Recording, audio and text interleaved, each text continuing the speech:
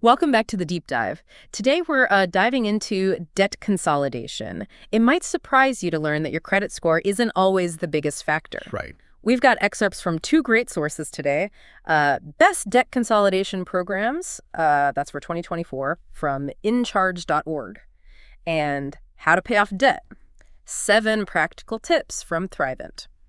So if you're feeling like the weight of all those credit card bills, or maybe you're just kind of curious about how to manage debt differently, get ready for some serious knowledge. What's really interesting is debt consolidation isn't like just one thing. It's a whole bunch of different strategies, and each one is kind of designed for a specific situation. Yeah. Our sources today highlight 3 main types: nonprofit programs, loans, and something called debt settlement. Okay, let's start with the nonprofit route. The article highlights In-Charge Debt Solutions as like a key example. So they basically act as a go-between between you and all those credit card companies, those creditors.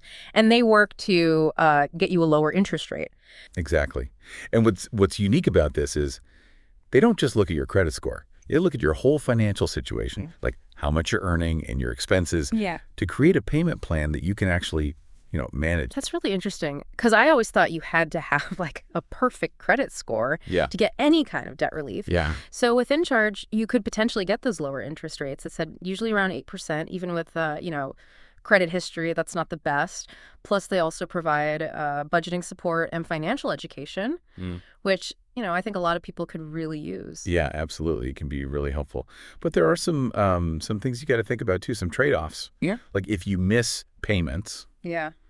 you could lose those lower interest rates that they got for you. And they also have, setup fees and monthly fees, although, as the article says, usually you save more on interest than those fees cost. Okay. And you also have to stop using most of your credit cards while you're in the program. So it's kind of like a short-term sacrifice for a long-term gain. Exactly. So if this sounds like something you'd want to do, signing up is pretty simple. You just get in touch with InCharge, tell them all about your debts, and then they'll handle everything with all your creditors. Yeah, it's pretty straightforward. Now let's talk about debt consolidation loans. The source uses Avant as an example. Yeah. With this, you're basically taking out a new loan, a bigger loan than any of the others, to pay off all your smaller debts, and then you just have that one monthly payment. Okay, so this is where that credit score we were talking about becomes super important. Usually you need a good credit score to get approved for a loan and also to get, like, a good interest rate. Right. Avant and a lot of other lenders offering these loans, they really depend on that credit history. So if your score's taking a hit because of your debt, you might end up with higher interest. Or they might even say no to you completely. So it's not as easy as just, getting a loan to solve everything. You really have to think about your credit and how much interest you might have to pay. It's like you wouldn't buy a car without checking the mileage, right? You got to do your research and compare loans from different lenders to make sure it's actually a good deal for you. Absolutely. And loans also have some downsides compared to the nonprofit programs. They can be less flexible. And sometimes you'll have to pay these origination fees, which can be like 1% to 8% of how much you borrow. Okay, yeah, it's good to keep that in mind. Okay, on to the last option, debt settlement. This article talks about national debt relief as a prominent example. This one seems a little more intense. Basically, they negotiate with your creditors to try and get you to pay less than what you actually owe. Yeah, this is definitely more of a last resort when your debt feels completely out of control. Kind of like a Hail Mary pass in football. It can work out great, but there are also some big risks.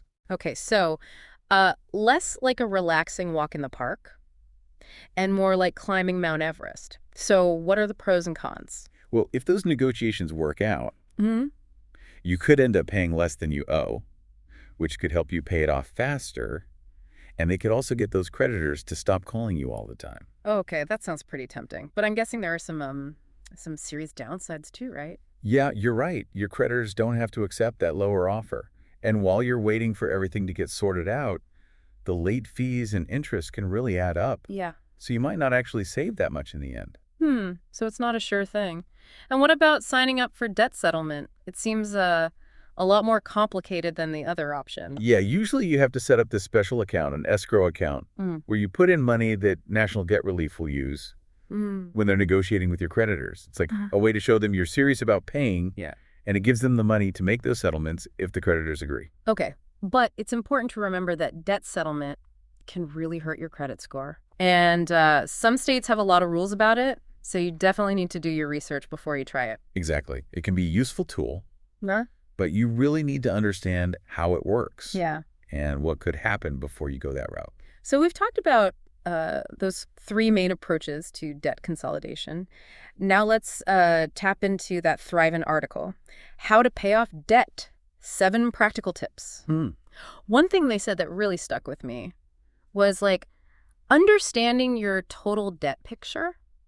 Like knowing all your interest rates, minimum payments, the whole thing. It's like taking inventory before you reorganize your kitchen. That's a really good point. If you know exactly how much you owe, Yeah. and where all that interest is coming from, Yeah. then you can prioritize and really focus on paying things off in the best way. Right. It's like having a map before you go on a trip, right? You need to know where you're starting before you can figure out how to get where you want to go. Speaking of maps, Thrivent also talks about budgeting. You know, budgeting gets a bad rap.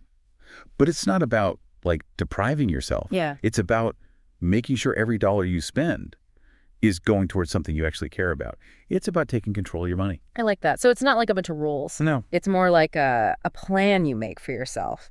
The article also talks about different ways to pay off your debt, like the snowball method and the avalanche method. What do you think about those?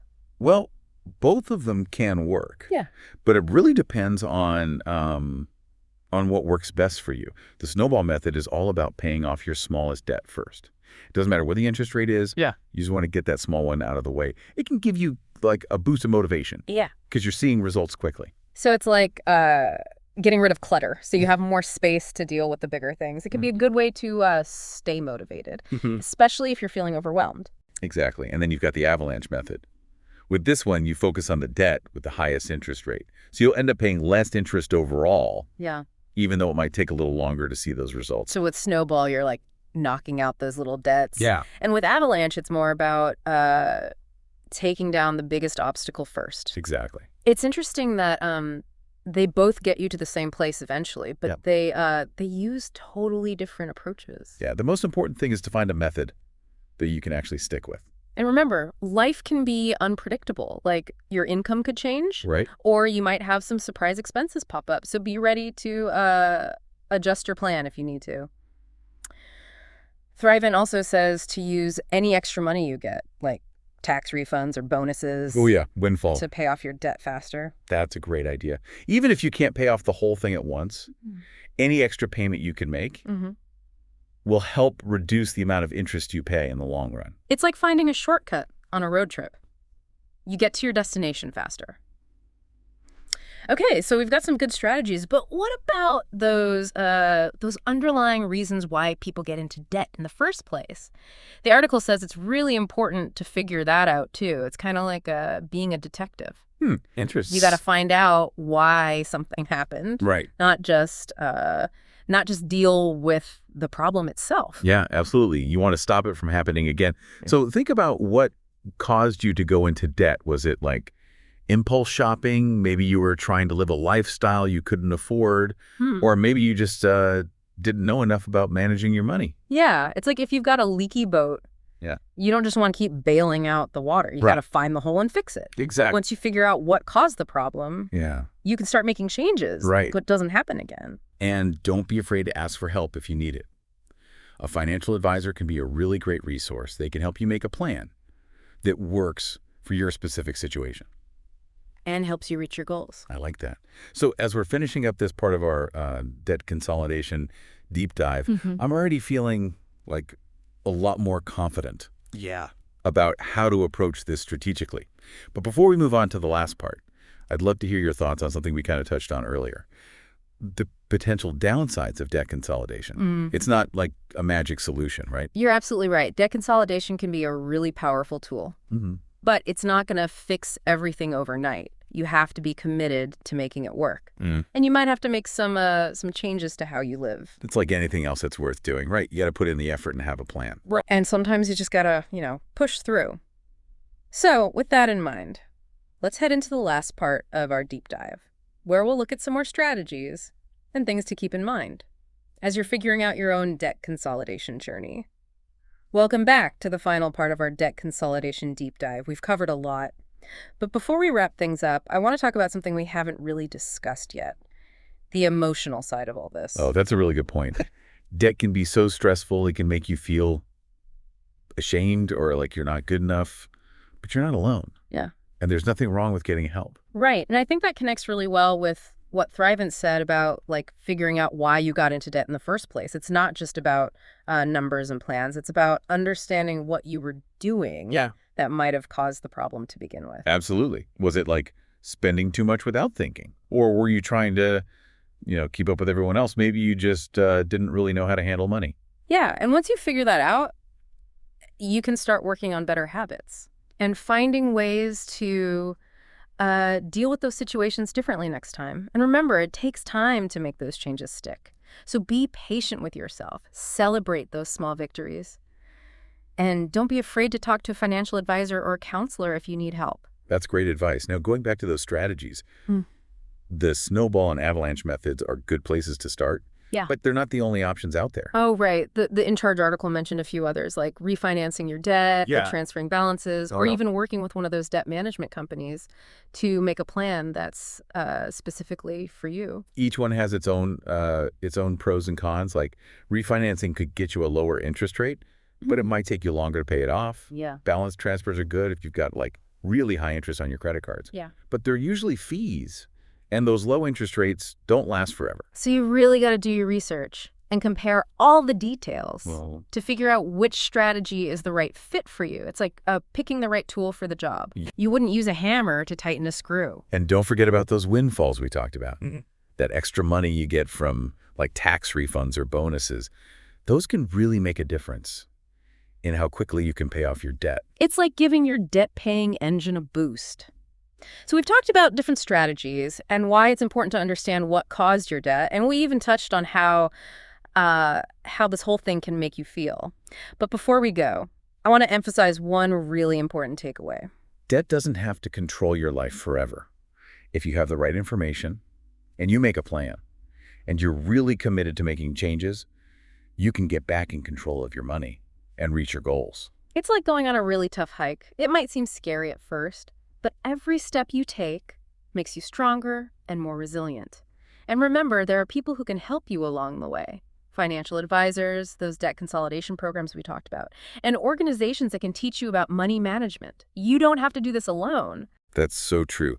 So take that first step, get the information you need, and start making a plan that'll help you achieve financial freedom. Remember, every journey starts with a single step. And with the right mindset and the right tools, you can get where you want to go. Thanks for joining us on the deep dive. We hope this whole episode has given you the knowledge and the motivation you need to take control of your debt and build a brighter financial future. Until next time, keep learning and keep diving.